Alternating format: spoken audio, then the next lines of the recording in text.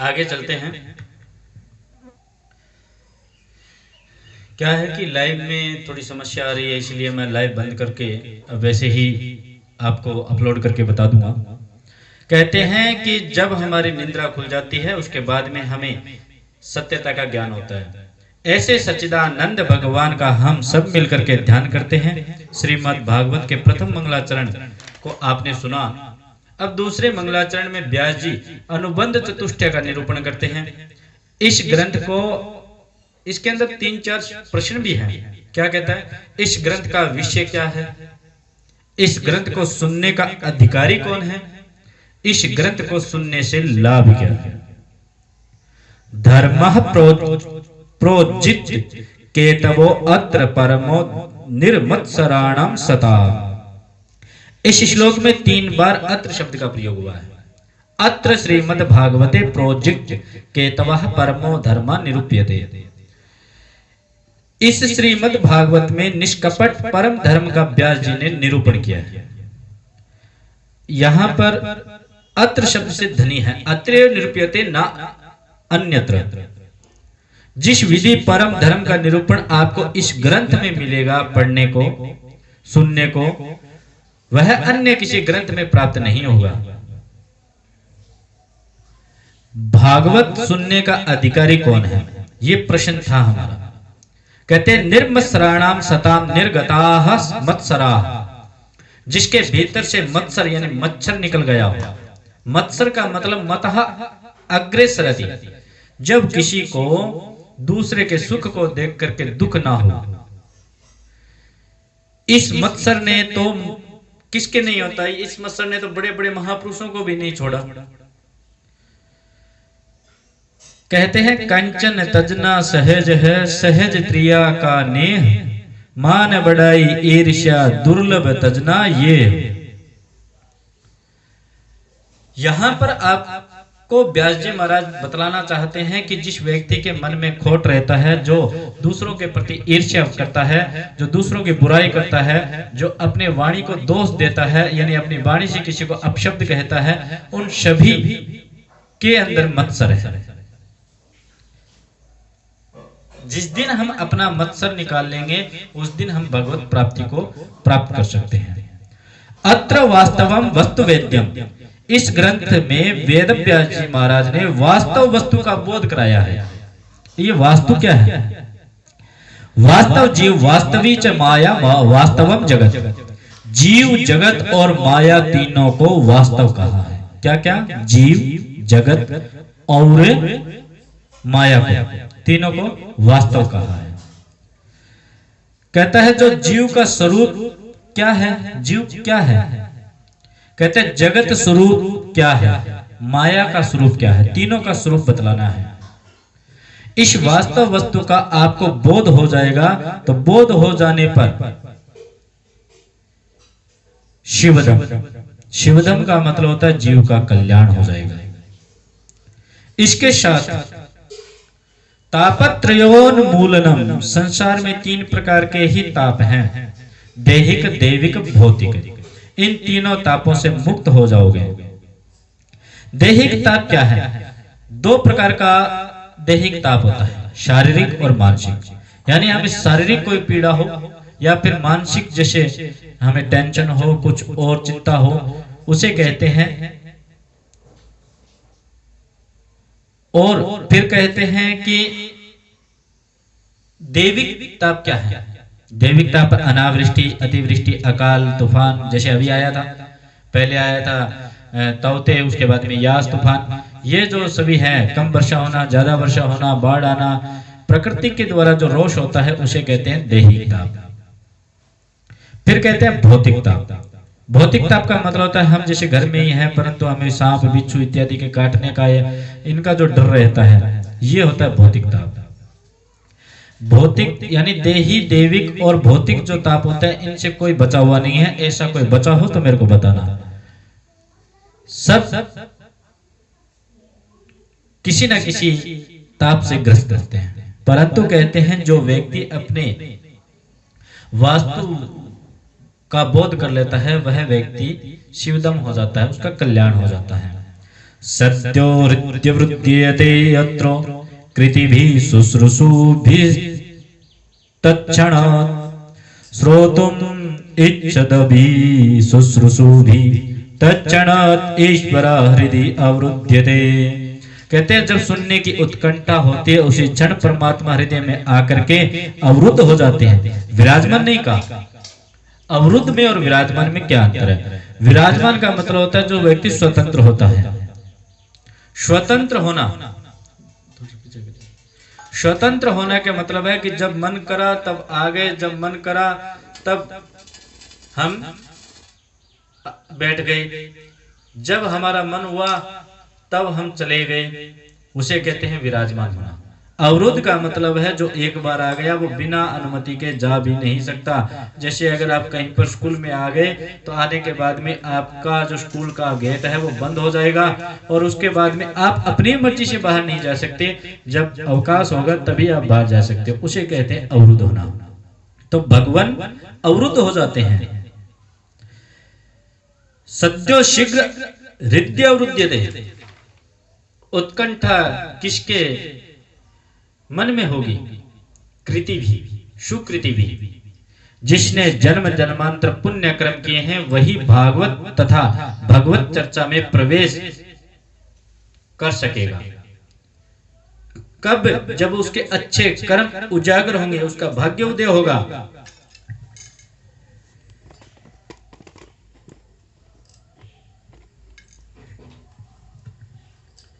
तभी व्यक्ति का जब तक भाग्य उदय नहीं होता, चाहे उसको कितने भी कोशिश कर ले, कोई अगर उसको खींच के लाने की कोशिश करे, कितनी भी कोशिश कर ले, परंतु वो उसको ला नहीं पाते हैं। कारण क्या है उसका? क्योंकि उसके जो भाग्य है, भाग्य के अंदर जो कर्म है, उसके जो कर्म है, जो पाप कर्म है, वो उसको आने नहीं देते। जब तक व्यक्ति का भाग्य उदय नहीं होता तब तक आप भगवत चर्चा नहीं कर पाओगे, उसमें प्रवेश भी नहीं कर पाओगे।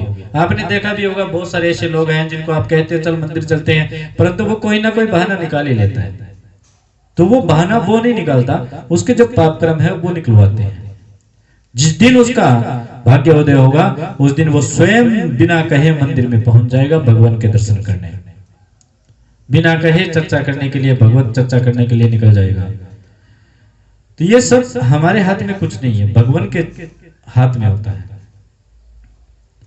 फिर कहते हैं निगम कल्पतरोर्गलितम फलम सुखमुखामृत द्रव संयुतम पिबत भागवतम रजमालयम मुहुरहो रसिका भुवि भावुका नितराम गमयति बोधयति स निगमो वेद स एव कल्पतरुः। निरंतर जो उस परम तत्व का प्रतिपादन करते होंगे, जिसके द्वारा उस परम तत्व का ज्ञान करवाया जाता है, उसका नाम है निगम। परमात्मा के बारे में कौन बतलाता है? वेदों द्वारा ही तो हमें पता चलता है। वेद ही तो है जो हमें परमात्मा के बारे में बताते हैं। परमात्मा थोड़े ना प्रत्यक्ष आकर के हमें बताते हैं कि मैं परमात्मा हूं। ब्रह्म, उस ब्रह्म को कैसे जाने जो हमें आंखों से दिखता नहीं है? केवल वेद ही एकमात्र प्रमाण है उस परमात्मा को जानने के और पाने के। वेद क्या है? कल्पत्रु है। जिस प्रकार स्वर्ग में एक वृक्ष है कल्पत्रु, जिसके नीचे खड़े होकर के जो मांगा जाए वो उसे प्राप्त हो जाता है, वैसे ही भगवान की प्राप्ति के लिए वेद जो है वो कल्पत्रु है। सकल मनोरथी की सिद्धि वेद मंत्रों से की जा सकती है। उसी कल्पत्रु का विगलित या विगलित पका हुआ जो फल है वो श्रीमद् भागवत है। कहते हैं पका हुआ जो फल होता है वो तो गिर जाता है, परंतु यहां पर भागवत जी को गिरा हुआ नहीं कह सकते। जो ऊपर से गिरता है तो भागवत रूपी फल फटा क्यों नहीं? सब लोग यही कहते हैं भागवत रूपी फल अगर पका हुआ है तो पका हुआ फल तो गिर जाता है, और गिरने के बाद अगर नीचे गिरेगा तो फटेगा, तो क्यों नहीं फटा? व्यास जी कहते हैं इसका भी प्रमाण देते हैं हम आपको। वैसे तो प्रमाण इसके बहुत सारे हैं, परंतु फिर भी श्रीधर जी ने एक टिप्पणी में कहा है शिष्य प्रशिष्यादि रूप पल्लव परंपराया सनेर खंड मेवावतीर्ण न तुच्छ निपातेन स्फुटितम। क्या कहता है? ये पका हुआ भी है, रसीला भी है, परंतु यह खंडित फल नहीं है। नारायण रूपी डाली से गिरा तो ब्रह्मा की शाखा पर लटका, फिर ब्रह्मा की शाखा से टपका तो नारद की शाखा पर लटका, फिर नारद की शाखा से टपका तो व्यास जी की शाखा पर अटका, फिर व्यास जी की शाखा से टपका तो सुखदेव जी की शाखा पर अटका, फिर सुख शाखा से जब टपका तो परीक्षित के माध्यम से समस्त रसिकों को प्राप्त हो गया। डायरेक्ट नहीं आया, ये धीरे धीरे डाली बाई डाली नीचे आता गया है। पहले श्रीमन नारायण, फिर ब्रह्मा जी, उसके बाद है नारद जी, उसके बाद है वेदव्यास जी, फिर सुखदेव जी, सुखदेव जी के बाद में परीक्षित जी महाराज को जब श्रवण करवाई गई तो उसके माध्यम से संपूर्ण जगत को ये फल प्राप्त हुआ। फिर पूछा ये तो ठीक है महाराज, अब ये खट्टा है या मीठा है ये तो बता दीजिए। व्यास जी कहते हैं बहुत मीठा फल है, कैसे प्रमाण दीजिए। व्यास जी कहते हैं सुख मुखाद मृत द्रव संयुतम। जिस फल के तोता चोंच मार देता है ना, उसका प्रमाणिक हो जाता है कि वह मीठा है। और यहां पर भी शुक्र ने अपना पूर्ण भाग दिया है। तोता और व्यास जी के बेटे की सुखदेव जी हैं। पिबत भागवतम रसमालयम मुहुरहो रसिका भुवि भावुका।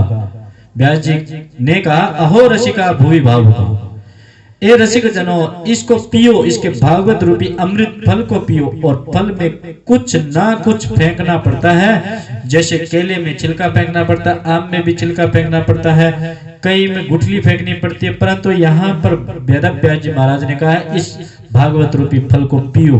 और जो रस पिया जाता है ना उसमें कुछ फेंकने की आवश्यकता नहीं होती, इसीलिए भागवत रूपी जो फल है उसमें कुछ भी त्याज्य नहीं है, सब ग्रहण करने योग्य है। भागवत रस आल्य है, रस का घर है।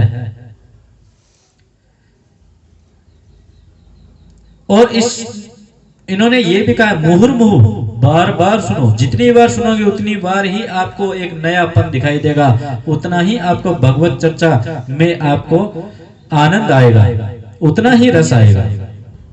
इसमें संगति जो होती है वो हमारी साधु संतों जैसी होनी चाहिए, कुसंगति नहीं होनी चाहिए, क्योंकि व्यक्ति के ऊपर संगति का प्रभाव सबसे अधिक पड़ता है। संगति से बड़ा कोई प्रभाव नहीं होता है। प्रथम अध्याय में शौनकादिक ऋषि सूर्य जी महाराज से 6 प्रश्न पूछे जाते हैं। क्या कहते हैं? कहते हैं जीव मात्र का कल्याण कैसे हो, क्योंकि कलयुग आ चुका है। शास्त्र बहुत है परंतु मनुष्यों के पास में समय कम है, इसलिए समस्त शास्त्रों का सार क्या है? भगवान किसको कहते हैं? परिभाषा दीजिए। ये बात तो सही है, मनुष्य के बाद में समय नहीं है। पहले कम से कम 100 वर्ष की आयु तो हुआ करती थी, परंतु अब तो पता भी नहीं है कितने वर्ष की आयु है। 50 के वर्ष वाले भी जा रहे हैं, 10 वाले भी जा रहे हैं, 35 वाले भी जा रहे हैं, 80 वाले भी जा रहे हैं, किसी को कोई निश्चित नहीं है आयु। तब कहते हैं कि भगवान किसको कहते हैं? परिभाषा दीजिए। तो भगवान की परिभाषा सुनिए, भगवान की परिभाषा कितनी सुंदर बतलाई है। समस्त ऐश्वर्य का मालिक हो, परम यश से संपन्न हो, धैर्य में जिसका आचरण हो, श्री संपन्न हो। श्री के 2 अर्थ हैं, श्री माने तेजस्वी हो, साक्षात श्री का पति हो, समस्त ज्ञान जिसमें सर्वज्ञ हो, वैराग्य हो।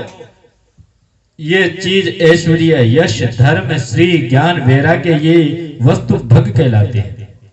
भग क्या क्या चीज होती है? ध्यान रखना, ऐश्वर्य, यश, धर्म, श्री, ज्ञान, वैराग्य, ये सब चीजें जिसमें होती है वो भग होता है।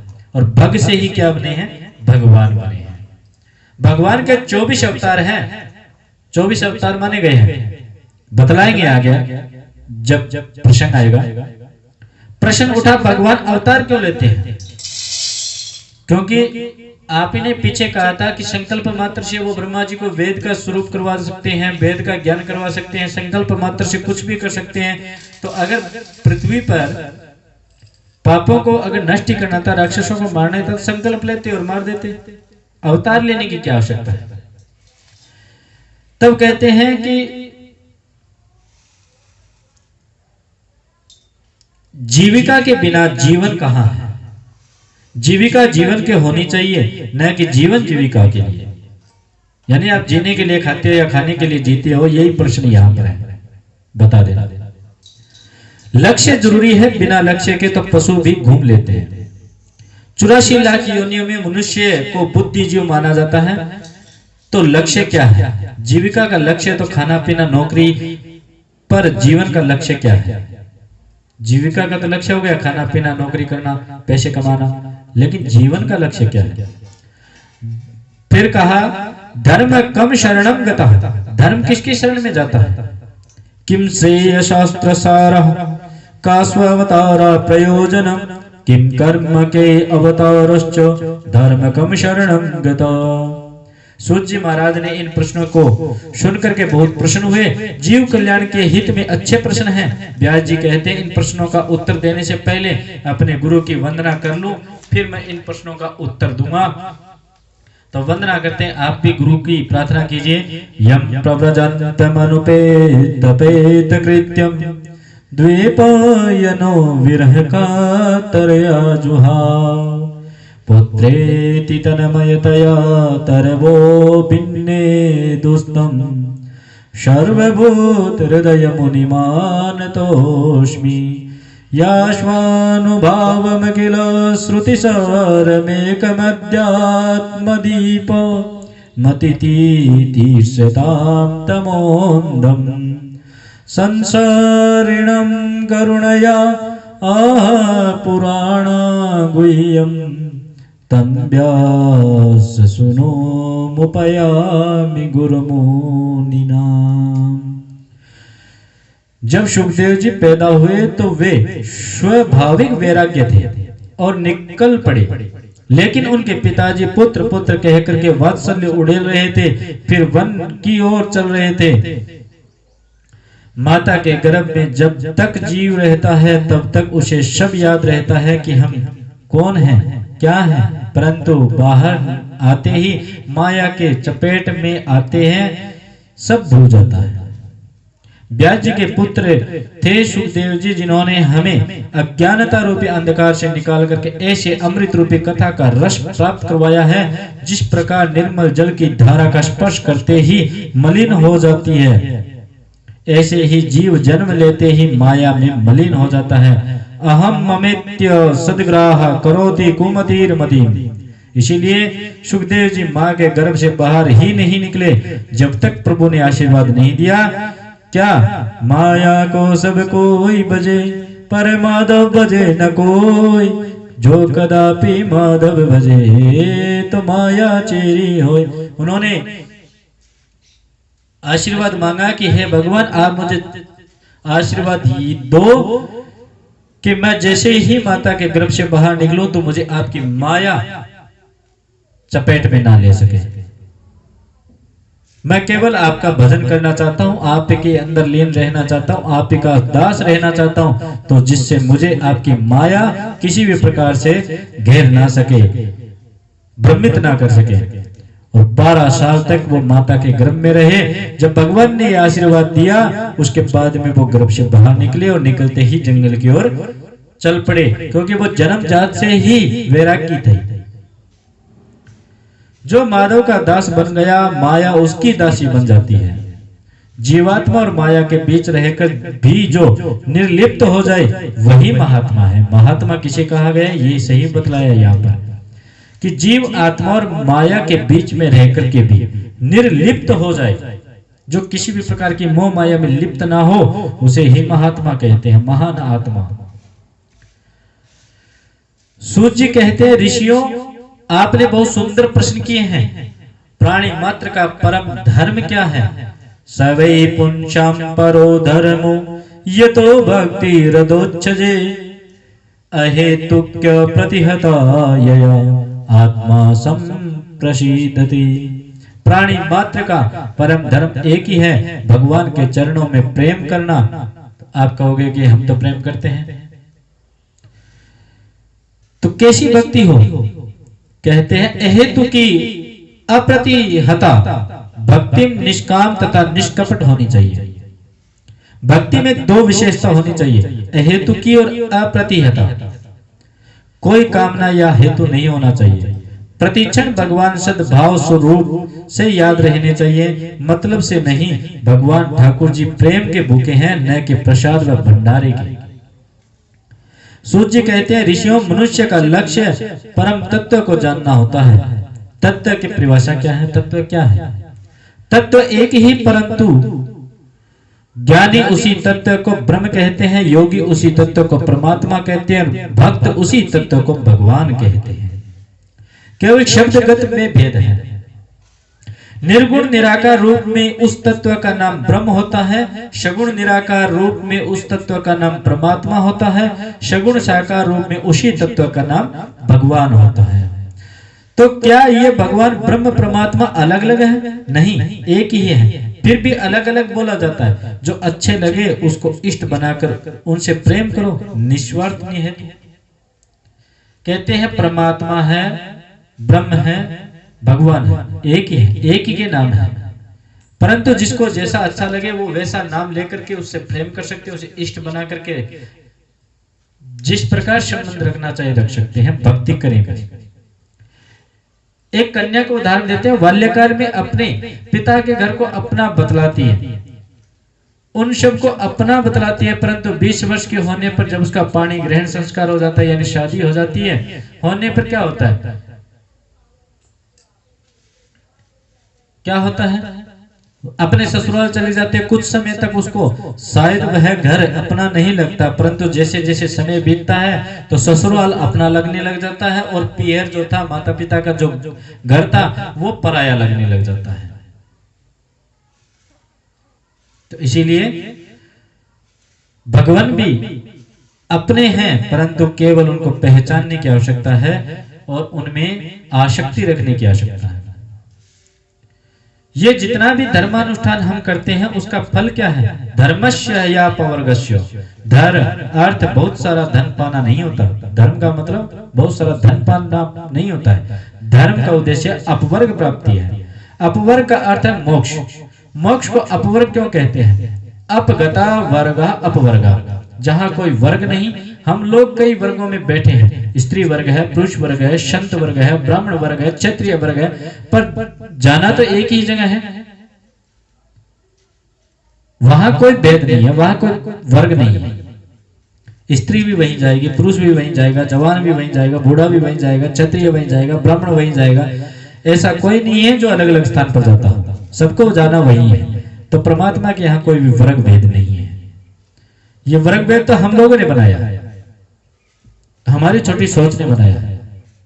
अर्थो यो प्रकल्पते, भगवान ने अर्थ दिया है तो धर्म करो। धर्म अर्थ के लिए ना करो। अर्थ का उद्देश्य धर्म है, धर्म का उद्देश्य अर्थ नहीं है। धन से धर्म भी करना चाहिए, आवश्यकता अनुसार विषय का सेवन भी करना चाहिए। शरीर पर बिल्कुल ध्यान नहीं दोगे तो शरीर रोग का घर बन जाएगा। यानी इसीलिए कहता है जान है तो जहान है। इसीलिए ये जो वैश्विक महामारी चल रही है ना, इसमें आप अपने पहले शरीर का ध्यान रखिए, अपने स्वास्थ्य का ध्यान रखिए, घर में रहिए, स्वस्थ रहिए। और अब अनलॉक भी होता जा रहा है, परंतु फिर भी अगर बाहर जाना भी पड़े तो मास्क लगाइए, सैनिटाइजर रखिए, और हो सके जहां तक आप दूरी रखिए, जिससे आप अपनी काया को स्वस्थ रख सके। शरीरम आद्यम कुलु धर्म साधन, पहला जो धर्म साधन है ना, पहला जो हमारा साधन है वो शरीर है। क्योंकि शरीर है तभी हम कुछ कार्य कर पाएंगे, तभी धर्म कर पाएंगे, और कुछ लोग तभी पाप कर पाएंगे। कामस्य इंद्रिय प्रीति, अपने इंद्रियों को हमेशा अपने वश में रखना चाहिए, न कि इंद्रियों के वश में रहना चाहिए। जीवस्य तत्व जिज्ञासा नार्थो यस्चेह कर्म भी, बहुत कर्म कर लेना जीवन की सार्थकता नहीं है। क्योंकि बहुत कर्म करने के बाद भी जब तक तत्व ज्ञान नहीं हुआ तब तक जन्म मरण तो चलता ही रहेगा। इसीलिए मानव जीवन का परम लक्ष्य है परम तत्व को जानना। तत्व क्या है? उदाहरण से बताते हैं। जैसे बिजली है, बिजली एक ही है, परंतु पहले जब व्यापक थी तब हमारे अनुभव में नहीं थी, पर बिजली का अस्तित्व तो था, परंतु वैज्ञानिकों ने यांत्रिक पद्धतियों के द्वारा बिजली को प्रकट कर दिया। पहले निर्गुण निराकार रूप में व्याप्त थी, परंतु अनुभूति नहीं हो रही थी। तो जो बिजली है वह ब्रह्म का स्वरूप है। अब जिस वक्त जो बिजली है वो ब्रह्म का स्वरूप है।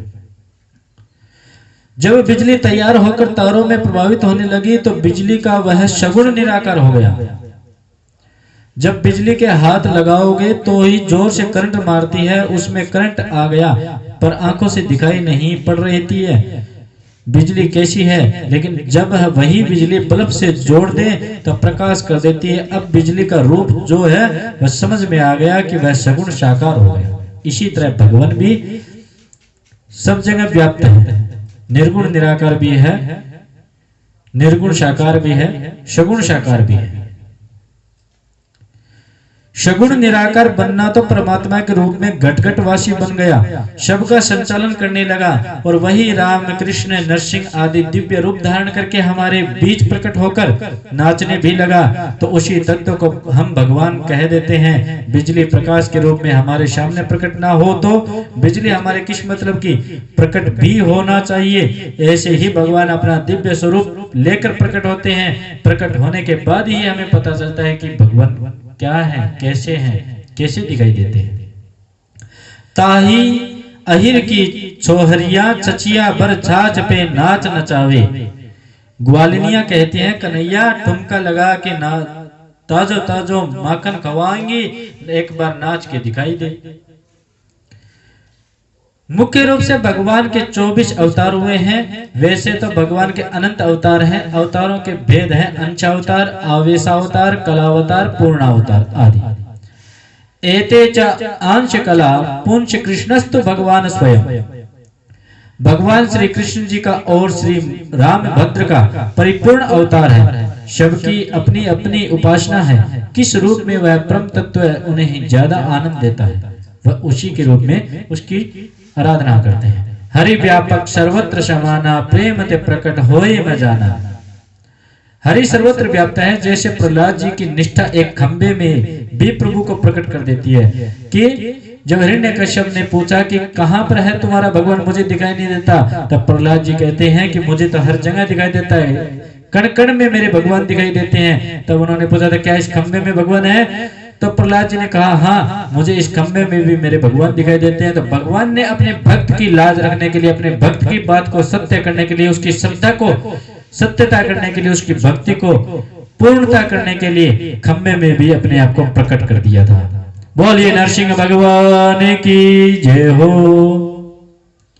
कहते हैं विद्युते हृदय ग्रंथि छद्यन्ते सर्व संशयाः क्षीयन्ते चास्य कर्माणि दृष्ट एवात्मनीश्वरे। उस परम तत्व को जानते ही परम तुम्हारे हृदय की अज्ञान की सारी ग्रंथियां खुल जाएगी। जितने भी बुद्धि में संशय व भ्रम है सब समाप्त हो जाएंगे। जितने भी कर्म बंधन है उनसे तुम विमुक्त हो जाओगे। इसीलिए परम तत्व का जानना ही जीवन का परम लक्ष्य है। जैसे मीराबाई को परम तत्व की प्राप्ति होते हैं, सब राजघराना भी मिथ्या हो गया। बड़े भाग मानुष तन पावा, सर दुर्लभ सब ग्रंथ ही गावा। साधन धाम मोक्ष हरिद्वारा, पाई न जय ही प्रलोक संवारा। मानव जीवन मोक्ष रूपी दरवाजे की चाबी है। अगर उस चाबी से आपने अपने मोक्ष का दरवाजा खोल लिया तो अच्छी बात है, अन्यथा आप वहीं भटकते रहोगे। शौनकादिक ऋषि कहते हैं महाराज आपने ये कथा सुनाई, कृपा करके बतलाएं कि इस कथा की रचना कब किसने कहा की। सूर्य जी कहते हैं ऋषियों द्वापरे समनु प्राप्ते तृतीय युग पर्ये जातः पराशराध्योगी व्यासभ्याम कलया हरे। कहते हैं भगवान के कला अवतार श्री कृष्ण द्वैपायन वेद व्यास जी जो पाराशर ऋषि के पुत्र हैं, व्यास जी ने अपनी दिव्य दृष्टि से देखा घोर कलयुग आ रहा है, लोगों की बुद्धि बहुत मंद हो जाएगी, इस सब का कैसे कल्याण होगा। तब व्यास जी ने एक वेद के 4 भाग कर दिए, ऋग्वेद, यजुर्वेद, सामवेद और अथर्ववेद। पर वेदों की भाषा बहुत जटिल है, लोग समझ नहीं पाते, इसलिए सरलीकृत करने के लिए पंचम वेद महाभारत के रूप में लिखा। महाभारत जैसे महान ग्रंथ 1 लाख श्लोक वाले लिखकर भी वेद व्यास जी के चित्त को शांति न मिली। तब पुराणों की रचना प्रारंभ कर दी। एक एक करके 17 पुराण लिख दिए, फिर भी व्यास जी के चित्त में शांति नहीं हुई। उसी समय नारद जी आ गए। व्यास जी को उदास देख करके बोले, अरे पाराशर जी, बड़े परेशान बैठे हो, क्या बात हो गई? व्यास जी खड़े होकर नारद जी को प्रणाम किया और पूजन करते हुए बोले, मैं स्वयं नहीं समझ पा रहा कि मेरा मन प्रसन्न शांत क्यों नहीं है। नारद जी कहते हैं, हम बताएं? बताओ। नारद जी बोले, व्यास जी, आपने ग्रंथ बहुत लिखे, जोरदार लिखे, पर गोविंद के गुण नहीं गाए एक भी ग्रंथ में। जब प्रभु के गुण नहीं गाओगे तब चैन नहीं पाओगे। नारद जी कहते हैं, हम पूर्व जन्म में दासी पुत्र थे और केवल भगवान की संकीर्तन करने मात्र से आज ब्रह्म पुत्र हो गए और भगवान श्री नारायण के विशेष दास हो गए। और उन्हीं के संकीर्तन करने से ही भगवान ने मुझे ये वीणा वरदान स्वरूप में दिया, जिसे मैं गाता रहता हूँ और भगवान के संकीर्तन करता रहता हूँ और घूमता रहता हूँ। और कहते हैं, तभी से मैं गोविंद के गुण गा रहा हूँ और जब से गोविंद गुण गाया पूरे जगत में पूज्य हो गया। नारद जी बोले, आप भी गोविंद के गुण गाओ। और इतना कहकर नारद जी अंतर्ध्यान हो गए। व्यास जी ने तुरंत सरस्वती नदी में स्नान किया। बद्रीनाथ में ऊपर जो माना गांव में जो गुफा है, व्यास गुफा में बैठ करके ध्यान लगाया। ध्यान लगाते ही भगवान की भागीरथी हृदय में प्रवाहित होने लगी। व्यास जी गुनगुनाने लगे और गणपति जी लिखने लगे। व्यास जी गा रहे हैं, गणेश जी लिखते जा रहे हैं। गणेश जी का नियम है, लेखनी मेरी रुकनी नहीं चाहिए। तो व्यास जी ने संकेत दिया, बिना मतलब समझे आप लिखना नहीं। 18,000 श्लोकों का परम ग्रंथ जब तैयार हो गया तब किसको सुनाए? याद आया कि बेटा सुखदेव पैदा होते ही भाग गया था वन में। 2-4 श्लोक अपने शिष्यों को रटा दिए। अब गुनगुनाते हुए जंगलों में घूमने लगे। जहां सुखदेव जी के कानों में भागवत के श्लोक सुनाई पड़े, सुनते ही दीवाने हो गए। तुरंत दौड़कर आए। बड़े प्यारे श्लोक हैं, थोड़े 2-4 और सुनाओ, गुनगुनाओ। तो शिष्य बोला, गुरुजी ने 2 ही सिखाए थे और सुनने हैं तो चलो गुरुदेव के पास। उसके बाद में व्यास जी ने सुपात्र समझ करके सुखदेव जी को यह अमृत रूपी कथा का रसपान कराया। भागवत रसपान करके सुखदेव जी ने फिर समय पा करके सम्राट परीक्षित को यह कथा पान कराया। और इस बात भागवत जी का सर्वप्रथम मानव जीवन के रूप में व्यास जी और सुखदेव जी के बाद में सबसे पहले जो ग्रंथ, इस ग्रंथ का रसपान जिन्होंने किया था वो थे सम्राट परीक्षित जी महाराज। वो कौन थे, उन्हीं को सबसे पहले क्यों सुनाई गई, इस बात की चर्चा हम कल करेंगे। तो आज की चर्चा हम यहीं पर विराम देते हैं। तो कल फिर मिलेंगे इसी वक्त। कोशिश करूंगा लाइव किस प्रकार हुआ जाता है उसको देखने की। लाइव नहीं हुआ क्योंकि थोड़ी थोड़ी देर बाद में ही ये हमें डिस्टर्ब करता है, इसलिए मैंने लाइव नहीं की। फिर भी मैं आपको ये वीडियो डाल करके दूंगा और आप मेरे को बताना कि आपको भागवत कैसी लग रही है। अपने इस चैनल को लाइक, शेयर और कमेंट जरूर करना। बोले बांके बिहारी लाल की जय हो, राधे मैया की जय हो, सभी भक्त गणों की जय हो। श्रीमन नारायण नारायण, श्रीमन नारायण नारायण नारायण, भजमन नारायण नारायण नारायण, राधा नारायण नारायण नारायण। तू ही नटवर तू ही नागर, तू ही नटवर तू ही नागर, तू ही बाल मुकुंद भजोरे मन गोविंदा, भजोरे मन गोविंदा। श्यामल सूरत मुख चंदा, भजोरे मन गोविंदा, बोले बांके बिहारी लाल की जय हो, वृंदावन धाम की जय हो, सती दादी की जय हो, कोटासर धाम की जय हो, अपने अपने गुरुजनों की जय हो, अपने अपने नगर खेड़े की जय हो। जय जय श्री राधेश्याम।